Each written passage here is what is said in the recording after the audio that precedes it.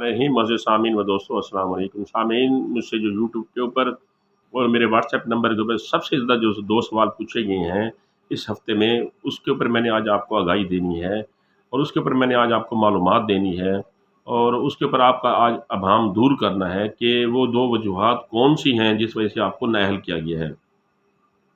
अब नाअहल होने वाली ख़वातीन सबसे पहले ये सवाल करती हैं, जी मेरा तो पासपोर्ट बना हुआ है या मेरे हस्बैंड का बना हुआ है, उन्होंने बैरून मुल्क सफ़र नहीं किया, हमें नाअहल कर दिया गया है।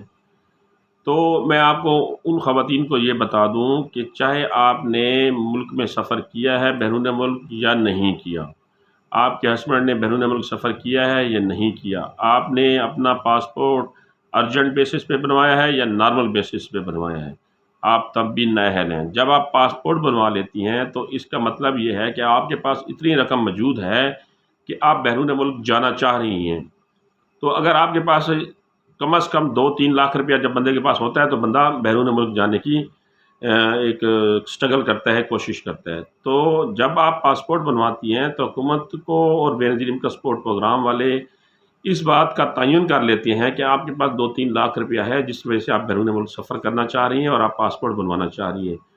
तो आपने अगर सफ़र नहीं किया, आपका सफ़र पोस्टपोन हो गया किसी वजह से, तब भी आप एहसास कफ़ालत प्रोग्राम या बेनज़ीर इनकम सपोर्ट प्रोग्राम के लिए नाअहल हैं।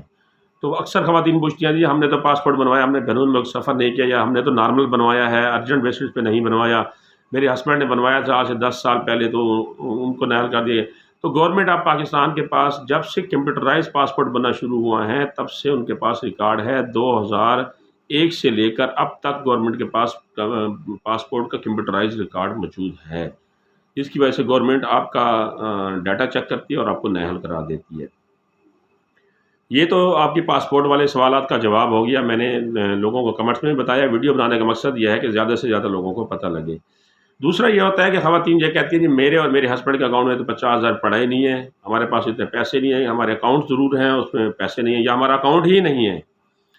तो उसमें वो थोड़ी सी गलती ये कर जाते हैं, वो ये होता है कि उनका बैंक अकाउंट तो नहीं होता, ना ही अगर उनका बैंक अकाउंट होता है तो उसमें पैसे नहीं आते।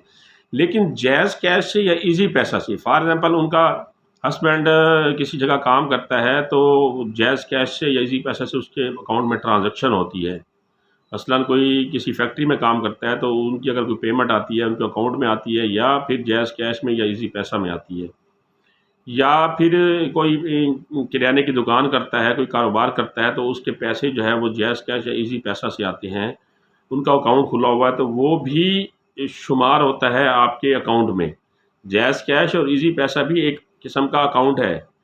तो आपकी बीवी का और आपका अगर जैज़ कैश, ईज़ी पैसा या कमर्शियल बैंक में अकाउंट है और उन तीनों अकाउंटों में पैसे आते हैं और किसी अकाउंट की ट्रांज़ैक्शन 50,000 रुपए से ज़ायद हो जाती है माहाने की, या आपके अकाउंट में 50,000 रुपए से ज़ायद रकम पड़ी है किसी भी अकाउंट में, कमर्शियल बैंक के अकाउंट में या ईज़ी पैसे या जैज़ कैश में, तब भी आप नाअहल हैं। अब यहाँ बारीकी बात इस चीज़ को समझने की है कि बाज़ ख़वातीन कहती हैं हमारा तो किसी बैंक में अकाउंट ही नहीं है।